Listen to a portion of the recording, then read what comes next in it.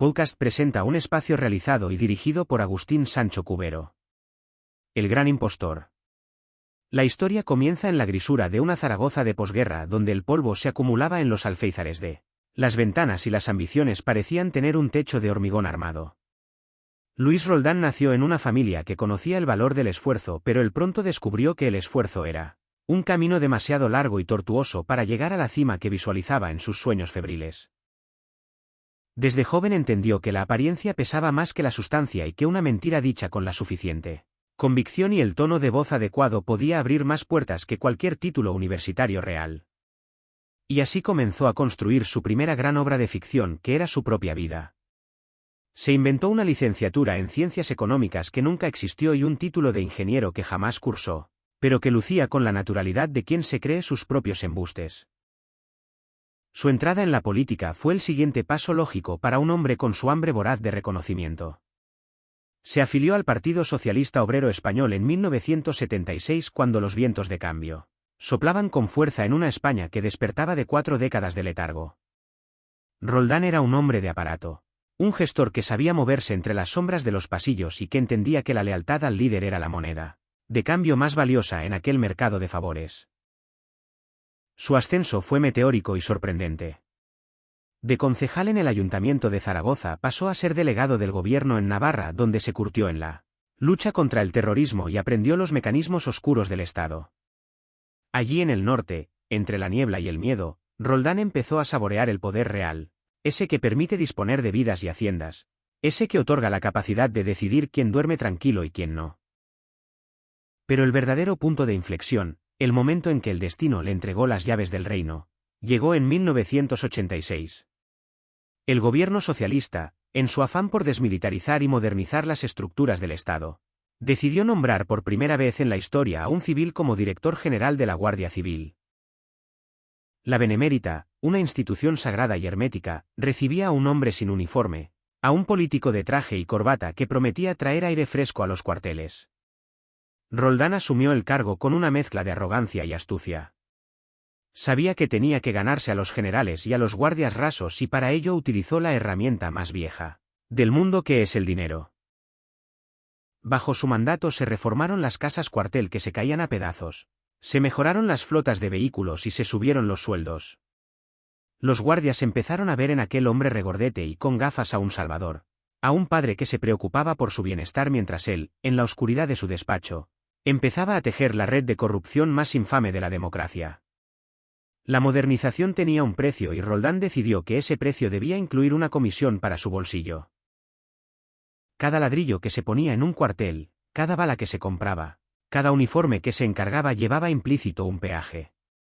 El sistema era tan simple como obsceno. Las constructoras inflaban los presupuestos y la diferencia acababa en las cuentas secretas del director general. Pero no era solo el dinero de las obras. Roldán descubrió la existencia de los fondos reservados, partidas de dinero opaco destinadas a la lucha contra el terrorismo y el crimen organizado que no requerían justificación alguna. Aquello era como poner a un niño goloso al cuidado de una tienda de caramelos sin dueño. Roldán metía la mano en la caja con una alegría casi infantil, llevándose maletines llenos de billetes que gastaba en fiestas, joyas y propiedades. Durante años vivió en una esquizofrenia dorada. De día era el austero servidor público que asistía a funerales de víctimas del terrorismo con el rostro compungido y daba discursos sobre la honradez y el sacrificio. De noche se transformaba en un sátrapa que organizaba orgías en hoteles de lujo, consumía sustancias prohibidas y se rodeaba de amantes a las que cubría de regalos pagados con el dinero de los contribuyentes. Su codicia no conocía límites y su sensación de impunidad era absoluta. Se sentía intocable, protegido por las altas esferas y por la información sensible que manejaba sobre todos y cada uno de los poderosos del país. En 1993, cuando España resacosa de los fastos del 92 empezaba a despertar a la realidad de la crisis económica, los cimientos del imperio de Roldán empezaron a temblar. La prensa, ese perro de presa que cuando muerde no suelta, empezó a olisquear algo podrido en la gestión del director general. Un periódico, Diario 16, publicó las primeras informaciones sobre el abultado patrimonio de Roldán que no se correspondía en absoluto con su sueldo de funcionario. Hablaban de chalets, de pisos en la playa, de fincas y de un nivel de vida que ni siquiera un ministro podía permitirse. Al principio Roldán intentó negarlo todo con la indignación del justo falsamente acusado. Amenazó con querellas, habló de conspiraciones y juró por su honor que todo era mentira. Pero los datos eran tozudos y las pruebas se acumulaban día tras día como una marea negra que amenazaba con ahogarlo. El gobierno, que al principio lo había defendido, empezó a ver en él un lastre demasiado pesado. Las explicaciones que daba eran incoherentes y pueriles. Dijo que el dinero provenía de una herencia, luego de la suerte en la lotería y finalmente de ahorros de toda la vida. Nadie le creyó. La presión se hizo insoportable y en diciembre de 1993 fue destituido de su cargo. Pero aquello no era el final, era solo el principio de su calvario. La justicia empezó a investigar y la citación para declarar ante la jueza Ana Ferrer era inminente. Roldán, el hombre que había controlado a los 25.000 hombres armados de la Guardia Civil, sintió por primera vez el frío del miedo en la nuca. Sabía que si entraba en la cárcel no duraría ni un día porque sabía demasiado y porque había traicionado a demasiada gente. Fue entonces cuando apareció en escena el personaje más enigmático y fascinante de esta historia, Francisco Paesa.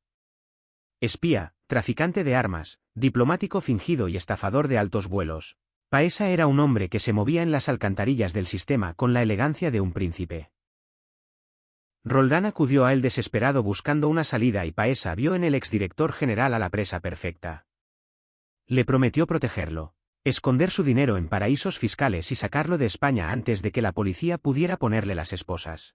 Roldán, cegado por el pánico, se entregó en manos de Paesa como un náufrago se aferra a una tabla en medio de la tormenta, sin saber que esa tabla estaba llena de clavos oxidados.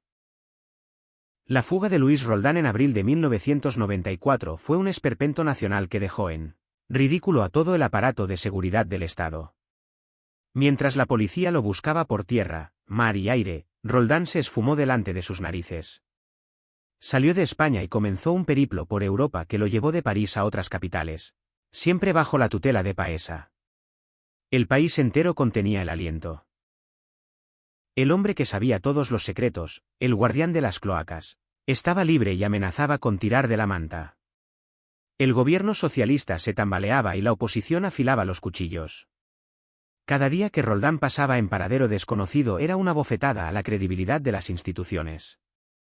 Durante meses Roldán vivió como un fantasma, moviéndose de un escondite a otro, siempre temeroso de ser reconocido. Pero su mayor enemigo no era la policía española ni la Interpol, sino el hombre en el que había confiado su vida y su fortuna. Paesa estaba jugando una partida de ajedrez a tres bandas. Por un lado cobraba de Roldán por esconderlo y por gestionar su dinero. Por otro lado negociaba con el Ministerio del Interior para entregar a Roldán a cambio de una suma millonaria y de su propia rehabilitación legal. Y por si fuera poco se estaba quedando con la fortuna que Roldán había robado, transfiriendo los fondos de una cuenta a otra en un laberinto financiero indescifrable hasta que el dinero desapareció en su propio bolsillo. La farsa alcanzó su clímax en Laos. Paesa convenció a Roldán de que aquel pequeño país del sudeste asiático era el refugio perfecto porque no tenía tratado de extradición con España. Le fabricaron documentación falsa y lo instalaron allí haciéndole creer que estaba seguro. Mientras tanto Paesa y sus colaboradores orquestaban la entrega.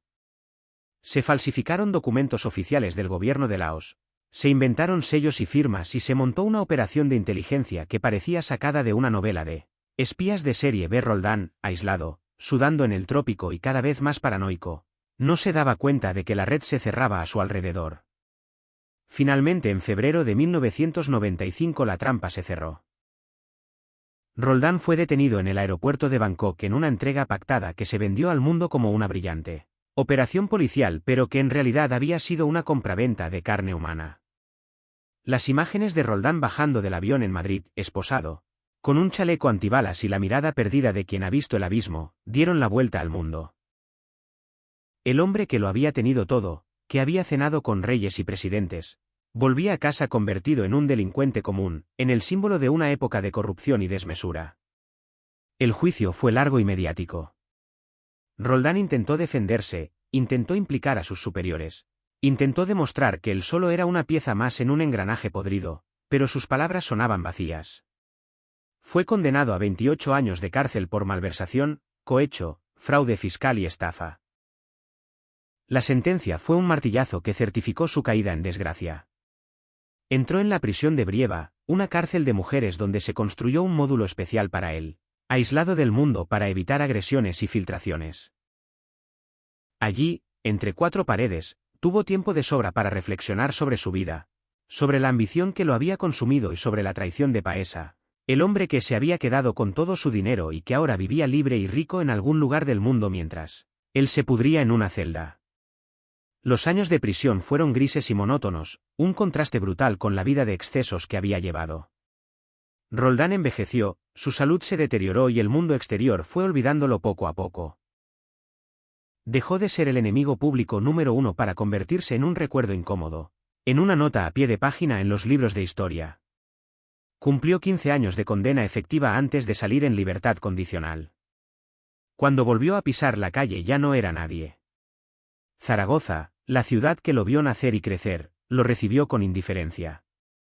Caminaba por las calles que antes recorría en coche oficial y nadie lo reconocía, o si lo hacían apartaban la mirada con una mezcla de desprecio y lástima.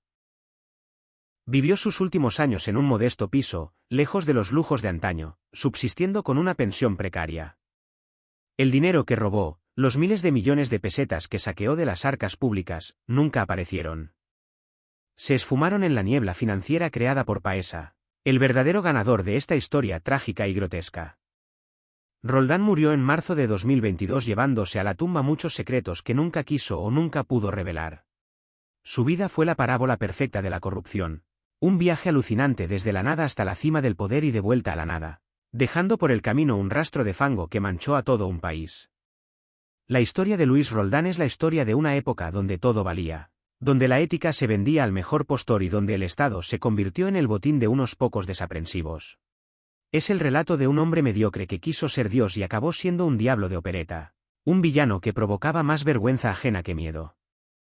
Pero sobre todo es una lección sobre la fragilidad del poder y la voracidad de la ambición humana. Roldán creyó que podía engañar a todos todo el tiempo, creyó que las reglas no se aplicaban a él, creyó que el dinero podía comprarlo todo, incluso la lealtad y el silencio. Se equivocó. Al final solo le quedó la soledad de su celda y el amargo sabor de la derrota. Recordar su figura hoy no es un ejercicio de nostalgia sino de memoria histórica necesaria. Es recordar cómo la democracia puede ser secuestrada por aquellos que deberían defenderla y cómo las instituciones, por muy sólidas que parezcan, están hechas de personas y por tanto son vulnerables a las debilidades humanas. El caso Roldán nos enseñó que la corrupción no es un accidente sino un síntoma de una enfermedad más profunda. Una enfermedad que se alimenta de la opacidad, de la falta de control y de la complicidad de quienes miran hacia otro lado. El legado de Roldán no son los cuarteles que reformó ni los discursos que pronunció. Su legado es la desconfianza que sembró en la ciudadanía, el cinismo que instaló en la sociedad y la certeza de que el poder corrompe y el poder absoluto corrompe absolutamente. Su huida rocambolesca, con sus documentos falsos y sus disfraces ridículos, fue el acto final de una tragicomedia que mantuvo a España en vilo y que nos mostró la cara más fea de nosotros mismos. Porque Roldán no era un alienígena llegado de otro planeta, era un producto de su tiempo y de su entorno. Un hombre que supo leer las debilidades del sistema y explotarlas en su propio beneficio hasta que el sistema decidió que ya no le servía y lo escupió. Francisco Paesa, el otro protagonista de este drama, siguió su camino en las sombras, fingiendo su propia muerte, resucitando, haciendo negocios en países en guerra y riéndose probablemente de todos nosotros desde algún paraíso tropical. Él fue el espejo en el que Roldán quiso mirarse pero nunca tuvo la inteligencia ni la frialdad necesarias para ser un verdadero profesional del engaño. Roldán era un aficionado con suerte que acabó pagando la cuenta de la fiesta, mientras los verdaderos profesionales se marchaban por la puerta de atrás sin hacer ruido. Y así termina el relato de un hombre que tuvo el mundo en sus manos y lo dejó caer. Un hombre que pasó de ser el director de la institución más valorada del país a ser el fugitivo más buscado. Un hombre que buscó el respeto y solo encontró el oprobio. La historia de Luis Roldán queda ahí, escrita en las hemerotecas y en las sentencias judiciales, como una advertencia perenne para las generaciones futuras, un recordatorio de que la verdad, tarde o temprano, siempre acaba saliendo a flote, aunque sea a trompicones y aunque a veces, solo a veces, los malos consigan escapar con el botín. Pero Roldán no escapó. Roldán pagó. Y su pago fue ver cómo su nombre se convertía en sinónimo de ladrón y mentiroso para siempre. Espacio realizado y dirigido por Agustín Sancho Cubero. Gracias por su atención. Hasta la próxima edición del programa.